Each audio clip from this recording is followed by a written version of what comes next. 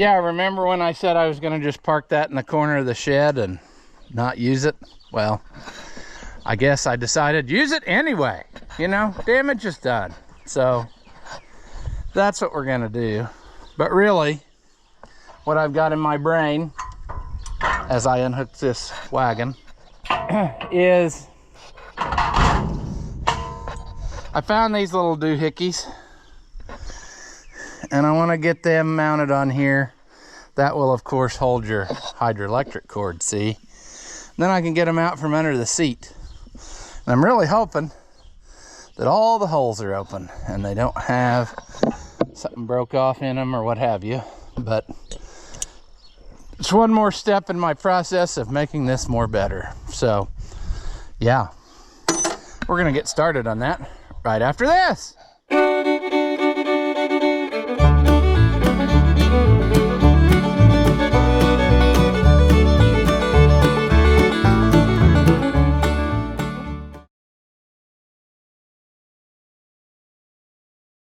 Welcome back. If you haven't seen my videos before, I'm Rouse the Oliver Man. 1650 that we always had, and we tried making it more better, and then we ran into a little bit of sadness, but we're not going to let that stop us from making it more better, because eventually we're going to get through everything. But for now, I'm going to just go ahead and pretend that I don't know about that problem we encountered, because I didn't know about it before then and it was fine. So like I said, the worst that can happen is it's ruined that little shaft and that gear, and I got another one, so we're just gonna soldier on for a little bit. I'm not gonna take it out to the field and plow with it all day, no, but moving it around here should not, in theory, hurt it any worse than it's already hurt. Sure, probably needs a set of spark plugs. It's got kind of a miss in it when it starts, and then it clears up shortly afterwards. I should probably put the electric fence up so as to not have cattle running about. There we go.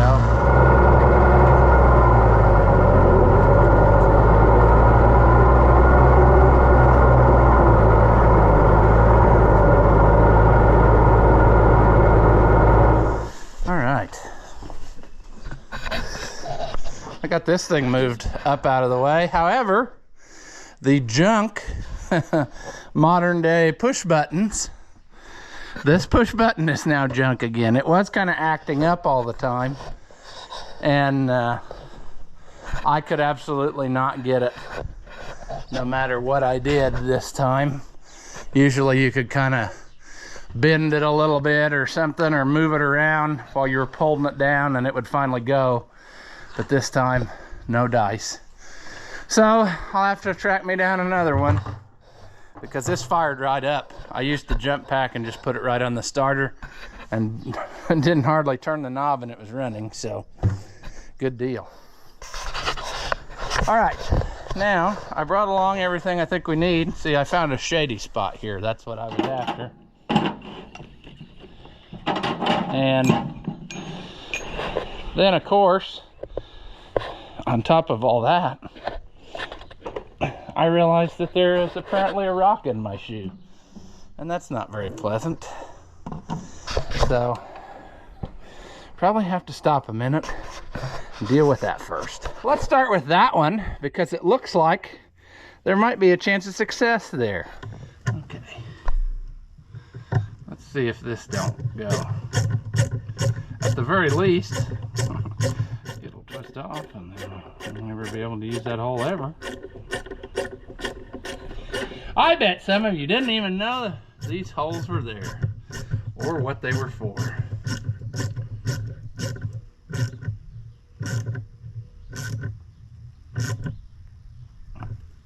I don't think they're through holes, so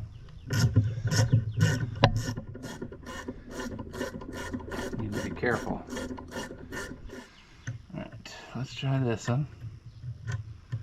Bottom one, of course.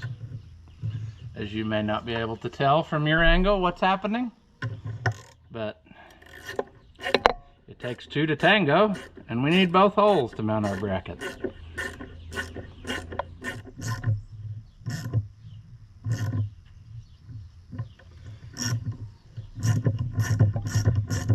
Let's do a quick test. Oh yeah. I hope these are not too long because I don't have anyone shorter than this. I think they'll work once I get a lock washer, which apparently I did not grab, and the bracket on there. That'll be enough distance that it'll, you know what I'm saying. All right, now we're gonna ride the struggle bus, I promise you, because it looks to me like these holes are not open.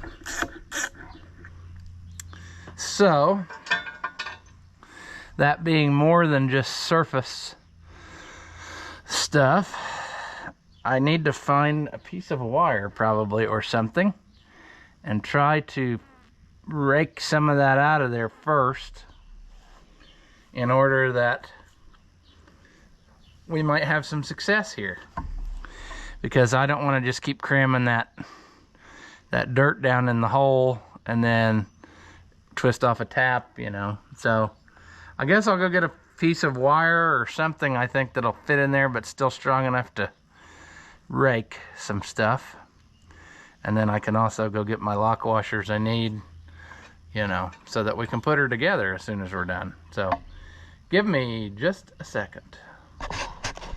All right, I got the pick with the whoop-de-woo on it, so maybe that will get us started. Jeez, it's been packed in there for a while. Of course, you realize these couplers were not on this tractor originally, because this tractor had the Aeroquip couplers all the time growing up, and instead of switching them, Grandpa made little adapters, and I wish I could find them, but I think they must have got lost over at Dad's, because Dad has the disc, and that's what this tractor pulled all the time, that needed those adapters.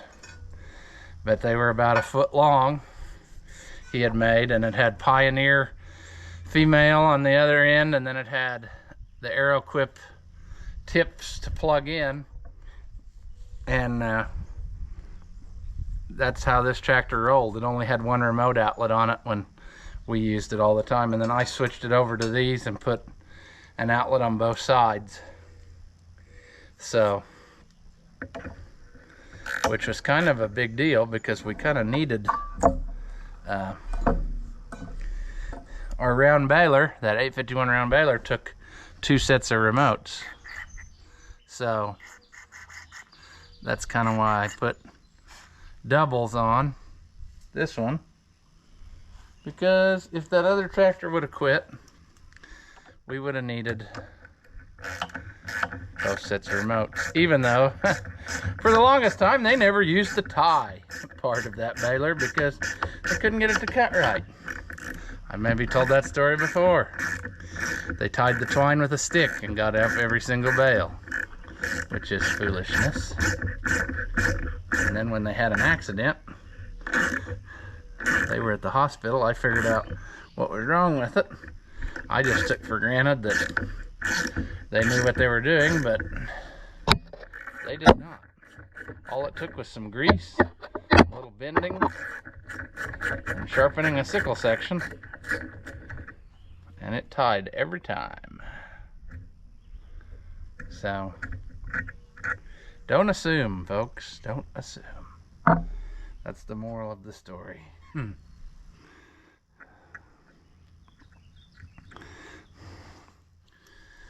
Oh, yeah. Come on.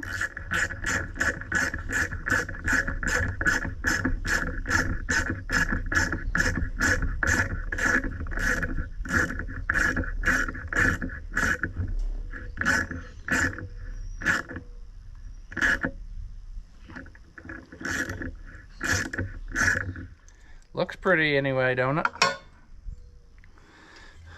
Should give it a little more. Well, we don't need to lose the little straw. Come on.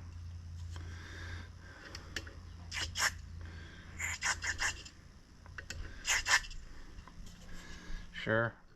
Let's see if we can mount this in here. Will it be sadness? Will it be success?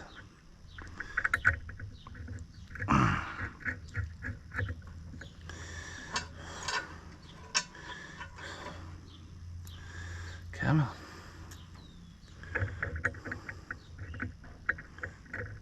Sure. Struggle? Struggle bus? Anyone? We may find that we don't want this mounted solid and we want to put it on the cord first, which we will discover that after, of course. You know what I'm saying.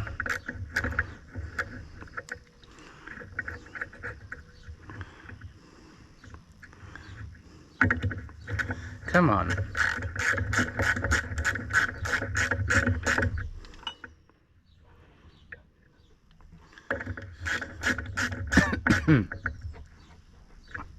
Well, if you want to tilt down, that's fine. We may be. It might know more than me. It might have been on the right track, because I bet you it's going to interfere with me putting that in there. Let me get the cord fed around here. I'm trying to decide, did my camera mount break, or did it just do something goofy for no reason? I think it just did something goofy for no reason. All right. We don't really need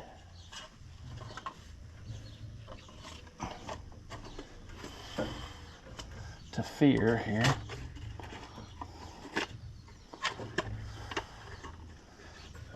I like that it's rolled up somewhat.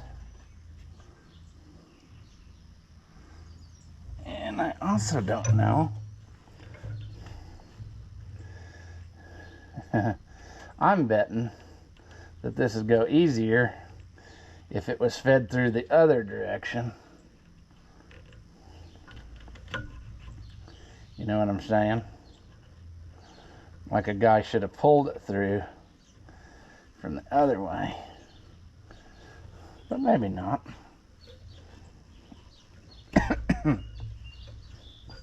We're close. We're getting there.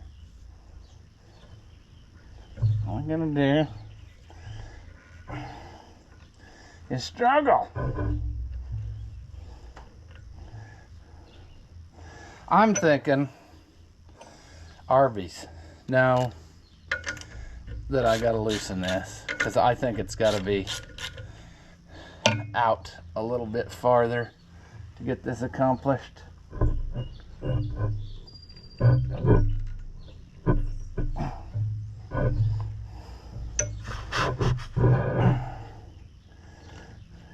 Come on.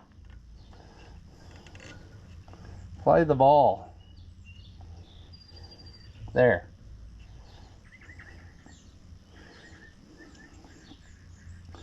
That's pretty.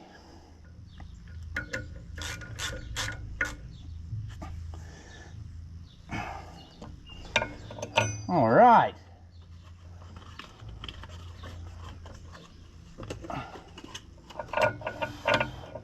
I just got to figure out what we're going to do with all the excess cable. I think it would probably be better if it was wound up closer to the platform than back here. So we'll table that for a minute, figure it out. If I gotta take the bracket loose to get that to happen, so be it. But I just think that we don't need that much cable strewn about. I think that if it was tucked back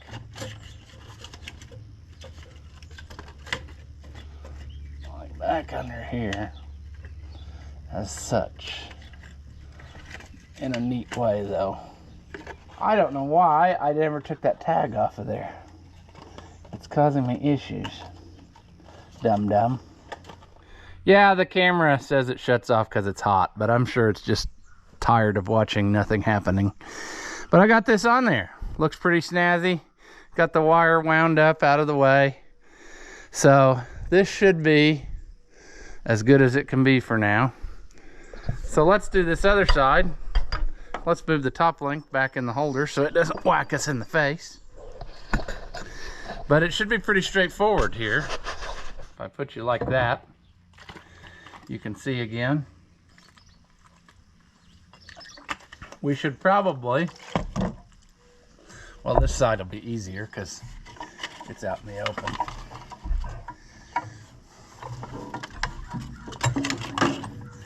But see, this side's got a lot of gizmos to look out for.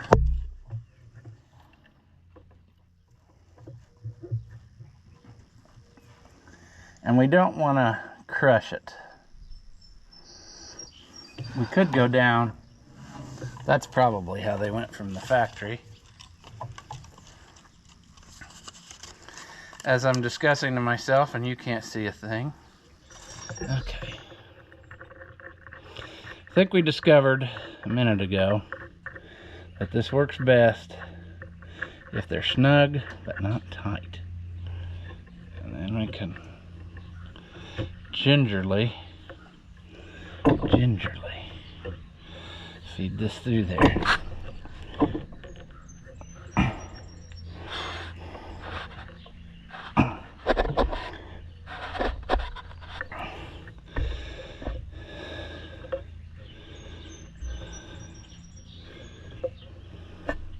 Come on.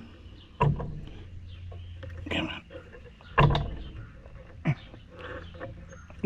This cord is not the best, but it's better than any of the ones I had. So until somebody comes up with some nicer ones for me, this is what I'm gonna roll with.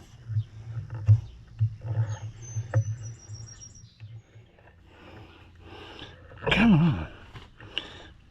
We are struggling here. Okay, well, this side is not playing ball.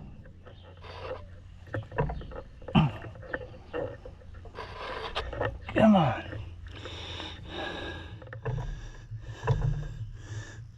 Come on. Ooh. Well, that ain't right yet. There's going to be animal noises. I can tell you that now.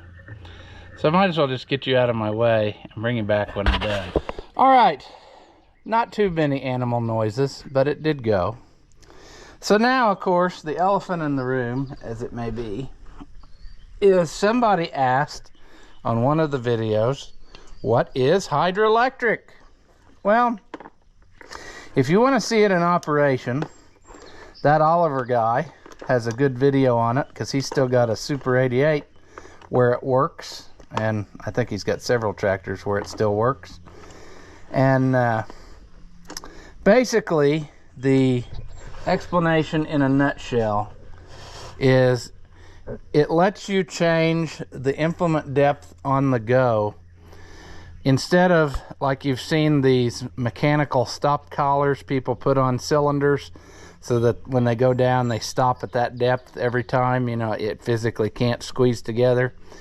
Oliver used a sliding stop collar that you could adjust from the seat, and I'll show you in a minute. We'll go look at a cylinder, but they had an electromagnet on them, and there's a little button on the handle of your remote, and when you push the button it would turn that magnet on and lock the collar to the cylinder, and then as you would move the lever up or down, you'd position that collar where you wanted it on the rod, then you release the magnet, and then as you extend it out, the little collar stays wherever you put it. And then the next time when you want to let the implement down, all you do is tap the lever back and it goes down until that stop collar hits a switch on the cylinder, and then it kicks your detent out, or kicks your basically it's like using a magnetic detent up in here in the cover. And so when it's all done through electric, and that way you could change it from the seat.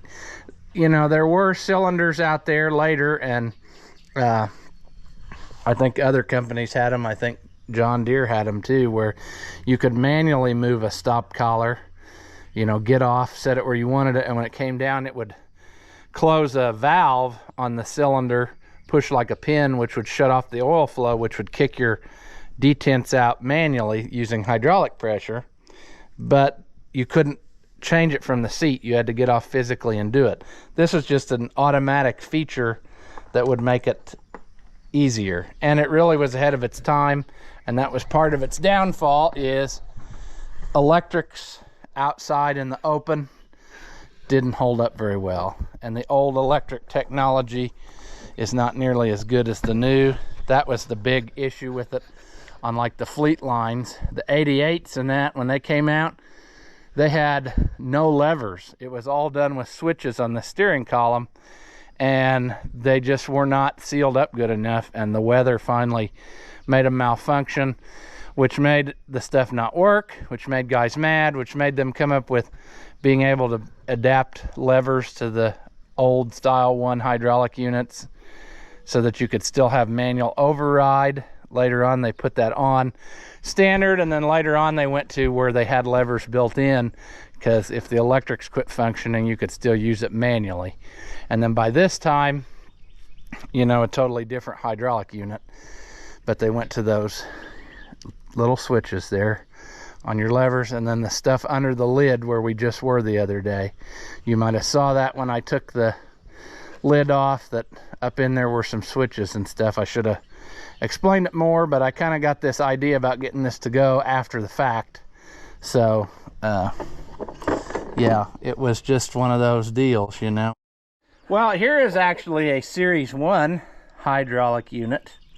It had no levers on the top, and it's got these little stubs, which were where you had a little flat wrench they sent. You could actually stick over that and turn it to operate it manually if something failed. But they failed so often finally that they made actual levers. My 88 has that style levers on it that bolted to those nubs, and then later they went to the top levers. I should probably put that unit somewhere better than that, but it's basically junk. It came off a tractor that was in the woods. I just kept it for interesting sake. Also, it's all cast iron, which the later ones like this is a much later hydraulic unit. Well, the camera is getting too hot and I don't want to play ball, but basically this is like the next or the final revision of this style hydraulic unit. Their later ones I think had levers that come up here. These shorty levers are like what would be for this, and you can see the electric plugs out of there. They've been cut off, like most all of them have been, and it's the same type of idea. You could move the stop collar from the seat, and there were different positions. You could go like at an angle and lock it down, or straight up and down with manual operation. Did the same thing, moved the stop collar on the cylinder. I'm getting ahead of myself though. That style 1 unit a minute ago we looked at, here's some of the switches that you didn't have any levers, you just had these switches. They were mounted on here as such. Well, it looks like this is going to be next to impossible to finish because the camera is just too hot, but you had these only. You didn't have any levers, and then they realized quickly, like this one would let water in and then they wouldn't work. So then they switched to that side style levers like on my 88, and then they switched to top levers, which were also another point of failure because the top levers, when the boots got bad, let water go down and it would settle at the bottom, which was your hydraulic pump, and then it would crack the center plate. So sadness abounds. But let me find a cylinder close by, and then we'll look at that so you can see what I'm talking about with the whole setup. All right, Fleetline Supers and 3 digits used a little bit different style cylinder, but this is the one that would have went for the 1650. It's missing the cord, as a lot of them are. But here is your stop collar that is on the shaft but still loose enough that it will slide, and you would manually set it.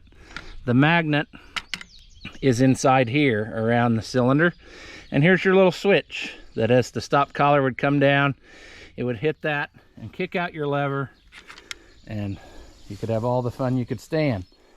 And so you ask, why this thing? Well, sometimes it would be awfully handy, you know, if you're out in a field and it's pulling heavy, you could set your depth on the implement, like a disc or a whatever, field cultivator. You could set your depth, and then when you got to the end row and you picked it up, turned around and went back, you wouldn't have to worry about trying to find that sweet spot all the time. You could just tap the lever and look forward and go about your happy life. And so it was just one of those saving features that was supposed to make life better, but it was probably ahead of its time, you know. Modern day, we use a lot of electronics on stuff, but back then it was not the time yet, you know. And like on something like this, Hydra-Lectric, I don't know that you'd really use it that much on picking corn. Maybe, you know, you set your height wherever you were good, but basically this is kind of an all up or all down situation here to me. But like if you used a pull type combine, that may be very, very much something you would do, you know. But there's usually so many varying ground conditions, like harvesting, that you probably maybe wouldn't use Hydroelectric quite as much on that. But tillage would be definite. I need to point you at something interesting while I'm rambling. But tillage would be the winner. That would be where I think it would shine, because then you wouldn't have to think about it so much. Here on my Super 88, it's still got a lot of the Hydroelectric stuff, so this one has the potential that maybe it also would work. So we may revisit that one of these days too, and then we'd have one of each style that would be working. My 88 is totally missing everything, so it probably wouldn't. I don't know, I got a lot of stuff to find for it, I'm saying. But here's that one was a 4-pin style, whereas the later ones were 3-pin. So they're not interchangeable. The cylinders, you have to have the cylinder that matches your unit, but basically that's how she goes. So when people asked what it was just a technology that never caught on. Now you look at this guy's 1850, you can see that those were cut off long ago. The same time they switched from the Aeroquip couplers, and they threw those in the dumpster. I know, because I got that Aeroquip in, and then they had something else on here. They just had like your generic metal brackets to switch it over to Pioneer couplers. And then later on, he said that's hard to hook up, so I got him a set of original stuff for the Pioneer style. But yeah, most tractors you run across in the wild, Hydroelectric is long gone, because it was just something that got in people's way and they didn't see the benefit of it. I guess also its big limiting factor was the fact that you had to have the special cylinder. If you didn't have that, it was totally worthless. But yeah, there's our little switches, and you just do your thing, and then amazing stuff happened, you know. But there you have it. I don't know if this is a very interesting video, but I know people asked about that Hydroelectric, what is it? So I'll put a link, or already have in this video, to that Oliver guy's video so you can see it in action. But that's basically how it works. So I walked out here to check these out, and you know, this is the 1800A, so it's got a little bit different hydraulic unit as well as the later ones. Priority valve is on the front and the filter is on the side. And looking at it, it's got the buttons in the handle still, but it has, oddly enough, somebody cut the harness off of this side, but then it looks like they did try at one time to make this better and put new cord in here, because I don't think that's the original cord. It's a lot longer than what I've seen before, although these are slightly different style levers on the early hydraulic unit. So I can't answer that exactly, but anyway, there would be a candidate for 2 more sets of that cord, which I'd need, so if I'd want to get it working on here. And then the 1550, it still has one of its cords on. They've draped it around here, and it's still got the plug. It's got this style, if you had these AeroQuip couplers, this would be the original style coupler bracket stuff. Then your little Hydra-Lectric plug thing bolted with a 90-degree piece to the top of here. I tried to order some of these when I ordered those other ones, and they sent the same kind. So apparently this one is no longer to be had anywhere, which is sadness, but that's fine. If I put the other style couplers on here, then I can, you know, I've got the brackets we can do like we just did. This is a cobbled up mess. Somebody put all the hydraulics on this one side, and we've got one set of Pioneer and one set of originals. So anyway, I guess with that one I salvaged off of my 1650, I would have enough for this, but they're not in very good shape. This one's got a bad sin right there that would need to be addressed. But then, in other words, what I'm saying is I'd have cables to do that. So really, if somebody could come up with about between 4 and 6 more sets of those cables, I'd be interested. This one has an odd thing. I haven't quite figured out yet either what they've done. If they broke off the handle and then welded something different on, or if this was this handle that they had for a while. I've never seen another one quite like this. It's square only on the top, and then the bottom is round, and the switch is missing from this one. So there would be some work there, but I don't really know what we got going there. I've never seen another one that was made that way, where it's round and then it flattens out to the square. So maybe somebody else has, and they can enlighten me on that one, because that's a new one on me. But we need to get this out of here because the weeds are growing up around it. Then we could mow our ditches, which the county did do that already, so it's not a big, huge hurry.